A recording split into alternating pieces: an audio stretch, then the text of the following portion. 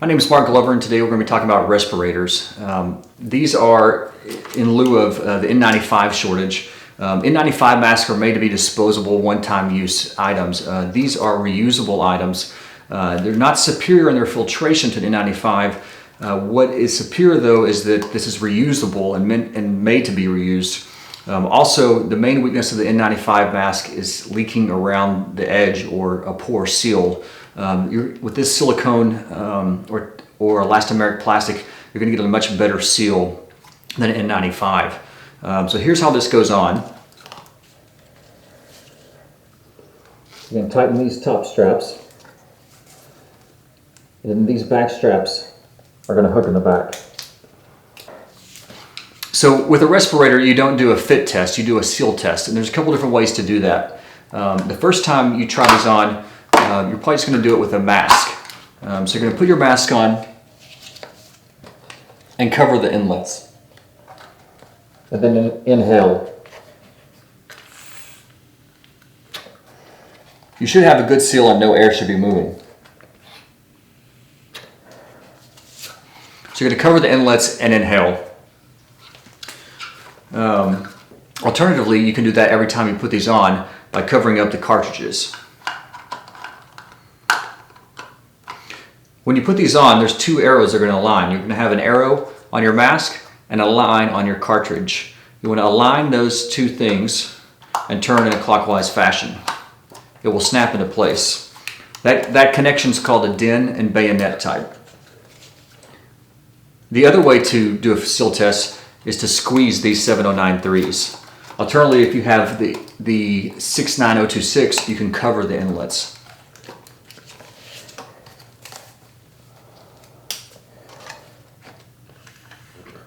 So this is the medium 7502. It's better and it has this little bit better, softer silicone compared to the 6000 series. Each one has its own unique number by the series and then also by the size. So the medium is 7502, the small is 7501, and the large is 7503.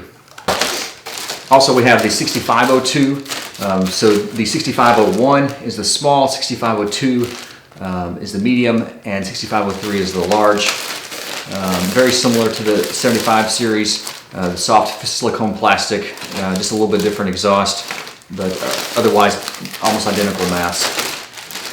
The other type is the 6200. So the 6200 is the medium, the 6100 is the small, 6300 is the large. So this is virtually exactly the same. The pull straps are in a slightly different location.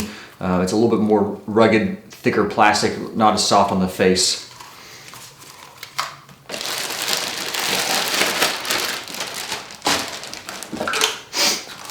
All right.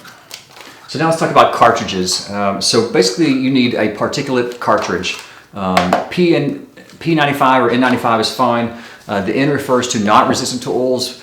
R is resistant, and P is non-permeable to aerosolized oils. None of those things really matter for what we're doing in the hospital. All of those other things, other than particulates, don't really concern us. As long as no one throws mustard gas in the hospital, you're going to be fine with just your particulate filter. So these are combination filters. So the pink refers to the particulate part, and then they are also combination and can filter organic vapor or mercury vapor or other types of gases. So this is the 7093. There's also a 7093 CN. Again, all you care about is that it's a P100. It's a particulate filter, and these just pop on to the side. These connections are called a din and bayonet, and virtually all the cartridges have that same one. This is the package that they come in. These filters are slightly different. So there's all types of filters out there. There's actually hundreds of different kinds of 3M filters. These connect the same way, the din and bayonet style. This is probably more what you're used to seeing, like with painters and everything. There's no difference between these two as far as their filtration abilities. They are both P100. It really doesn't matter for healthcare setting.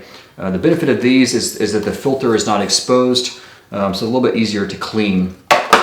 when you're doing a seal test with these types of cartridges, you just want to cover the outside of the mask.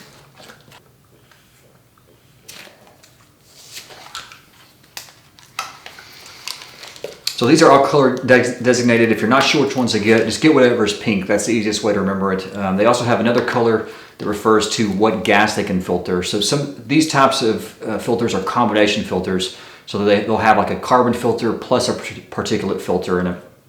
If you bought the wrong ones and you don't have this pink designation on there, there is an attachment filter. I believe it's 5P71, and you can basically snap the particulate filter on top of your other filter. There's also full face models as well. These are just the same thing, no better respiratory protection. It just also combines that with the air protection. So same thing, these go on like this.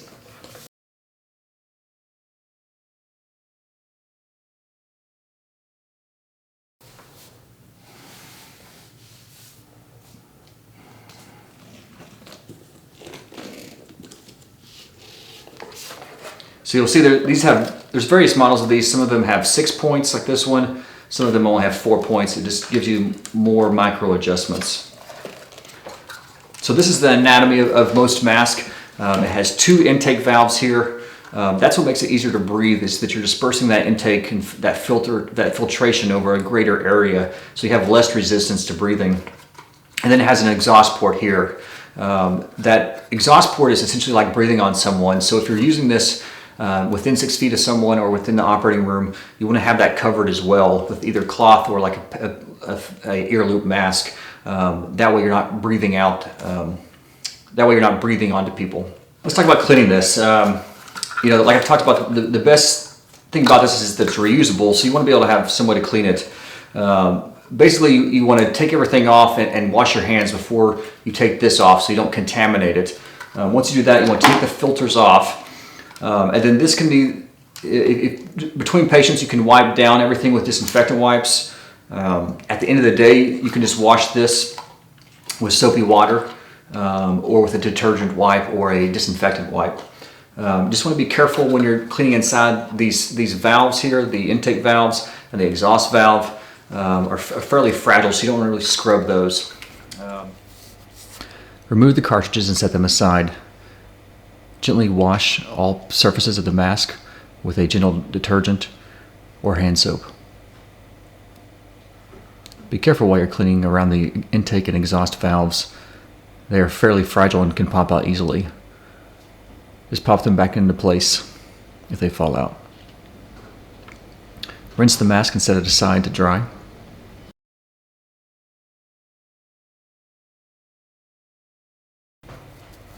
Alternatively, you can mix diluted bleach.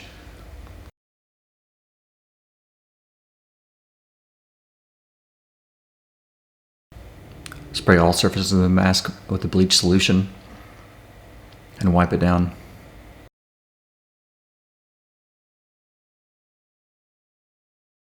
You do not want to submerge or spray the cartridges. You do not want the filter material itself to get wet or submerged. So let's talk about the anatomy of these. So with all these, you have 2 intakes, one on the other side. In the middle, you have an exhaust port. This is the 6200. This is the 7502. So the exhaust port and the anatomy of it is slightly different. The pull tabs are in slightly different locations, but otherwise it's the same type mask. So when between patients, you want to take everything off and wash your hands before you touch this. Then you want to wipe it down with a disinfectant wipe, wiping off your cartridges and all surfaces. At the end of the day, you want to take off the filters and wipe everything down.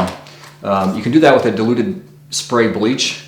What you don't want to do though is you don't want to get the inside of this wet, these edges wet, or this wet. So you just want to wipe everything down, but you don't want to spray these or submerge these in water or disinfectant.